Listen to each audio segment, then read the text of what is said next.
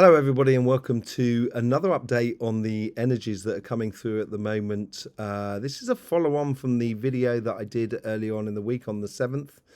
And basically the messages that were coming through from the sun and from the earth, and also the chakra sequencing. It will be linked around my head at some point. If you haven't seen that video, go and have a look on it. But basically I was talking about how the earth is sending, or the sun is sending a message through the planets towards the earth. So it sent off a really big X-flare in the direction of Mars, the god of war, as it were, in regards to planets. And that's what we've been seeing around us. So it was almost as if the sun was sort of saying, knocking out that energy. So it's no longer influencing the earth, no longer influencing us. But also at the same time, we had an alignment of planets of Venus, Mercury, and Earth as well. Now that Venus and Mercury was in the flow of the Earth's energy. But as these flares went off, it created a void in the energies. This flare went off. It created a void in the energies. And this allows the energy of Venus and Mercury to filter back onto the Earth. And as with Mercury in retrograde, this may heighten that aspect of it all. But since then, there's been several eruptions on the sun, and these eruptions have been 2 M flares and 1 X flare. The X flare came off yesterday, and the M flares came off at the same time as my previous video was coming out. Now, this is obviously with the line of Venus, Mercury, and Earth, with the sun in the middle, and then you had off to Mars. It's been protecting that sort of section there and forcing the energy out towards Mars. And now this is actually the energy that is coming through is really going to hit Earth. But it's not going to be a major thing. But the other thing is that it creates again this void within the energies. And I think this is the sun almost sort of playing with the Earth's energy to sort of say, are you listening? Are you listening? Are you listening? Sort of thing. So let's go in and have a look at that, and we'll see how that's affecting our energies as a collective, but also as individuals, how it's affecting your weekly readings, because it most certainly has been affecting the weekly readings that are coming out for this week here. We've got the earth signs on Thursday, the water signs on Friday, the fire signs on Saturday, and the air signs on Sunday. And it is a week where it's a kind of moving from reflection into action. This seems to be, we've been waiting around, we've got the information, and now we're off and running. And that's what seems to be coming out of the weekly readings. So let's just see how these eruptions from the sun and how the prana energy is affecting the earth, and then obviously your chakra and your aura system. Let's have a look and see what was happening there. So here we can see on this, this is the X-ray flux, and we can see over the last 2 days, these are the 2 little M flares, which we're going to be looking into, but also the X flare that came off yesterday evening. This is going to be hitting the Earth really nicely on a Friday, Saturday, Sunday. So as this video comes out, it will be hitting the Earth, and we'll see how bad that is. And then also on the Saturday night, and then following with the X flare on the Sunday night. So these are the things we're tracking at the moment. So let's just have a look at the M flare, as it's the 2 M flares as they're coming off, and you'll be able to understand what I mean about creating this void. So here it is where the sun, there's the first eruption, followed by the second eruption that comes off. It's already playing out, and here it is on the evening of the 9th, the afternoon or the evening of the 9th. This is when it's really going to be starting to hit the Earth. It starts coming in around about sort of 7-8 o'clock GMT time, the first one. But as you can well see, as it first comes in, it looks like it's going to be quite threatening. But as it gets closer to Earth, it gets pulled away. In fact, it gets pulled south of it. And you can see here where the flare is heading south of the sun. It's being pulled into that arm that has just gone through. So that arm has got a lot more power in it more than anything else. And it is creating this void for us. And we can see the second one that's coming in that looks really quite potent. And we can see that here. It's in the right latitude and longitude. It's quite well charged. But as it comes through, it gets pulled off again. But this time here, it gets pulled off in the direction well, part of it gets pulled off in the direction of the arm that's trailing away, but some of it gets pulled off into the direction of the arm that's coming in behind it. You can see that in this section here in the bird's eye view, where it gets pulled downwards to behind the Earth, as it were, and that is help creating that void now that we can see here. That void that we can see where that arm has been completely cut off and the Earth is in that void of energy. Now that's allowed for this killer blow shot that could happen. This is how it can happen in the future, certainly with the pole shift. As we get two little M flares that come through, it sort of clears the pathway.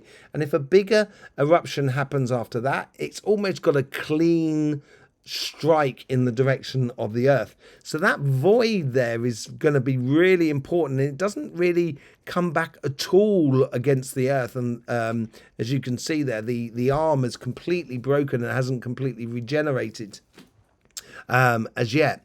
But let's just have a quick look at that X flare now and see what's happening to that and how that's affecting us. So here you can see the main part of the sun here, and you can see the main eruptions that are happening in the center board or the center part of the sun. It's that group there that's been responsible for the M flares and that X flare that just came off there. As you can see it just before there. If I take it back, there it is there, as you can well see. It just sort of clicks off there, you can see. But there's not a lot of plasma. And if you look at the sun, if you look at the top section of the sun, you can see that those black rivers are going across the surface. Now that's filament energies. That's much more emotional energy, but none of that is actually coming off at the moment. It's mainly coming out through fire and air, same as the other two before that. And let's just have a quick look now at how this eruption has been flowing through. Here we have what is called the LASCO satellite. And the LASCO satellite, you can see on this eruption, let me just bring it up here. You can see on this eruption here that there's this big eruption there. There seems to be quite a bit of ejecta, but nothing major, and it's certainly not really well defined more than anything else.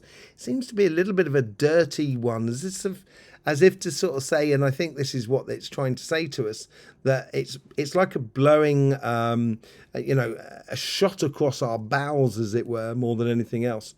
We can see this actually a lot more on the second view of the LASCO imaging. So that's this one here. As we can see here, it's as it blows off the sun. You can see in this eruption here, there's the eruption there. And you can see that circle of white cloud. Now that's the energy that is coming in our direction in the way of charged particles. It may create a bit of aurora borealis in the north, the northern lights or the southern lights. But I don't think it's going to be that major, actually, more than anything else.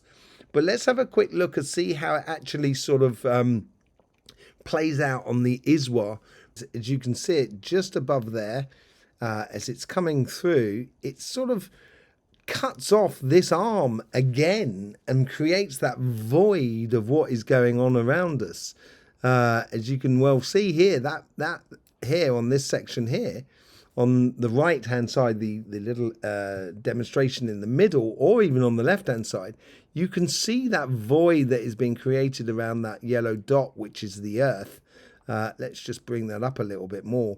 You can see that sort of like creation of where it's actually breaking off that arm, and that arm is then in the void for some time afterwards, and it doesn't really even totally create afterwards the arm, because normally the arms, it's the galactic or the solar plane, as it were, the magnetic plane of the sun.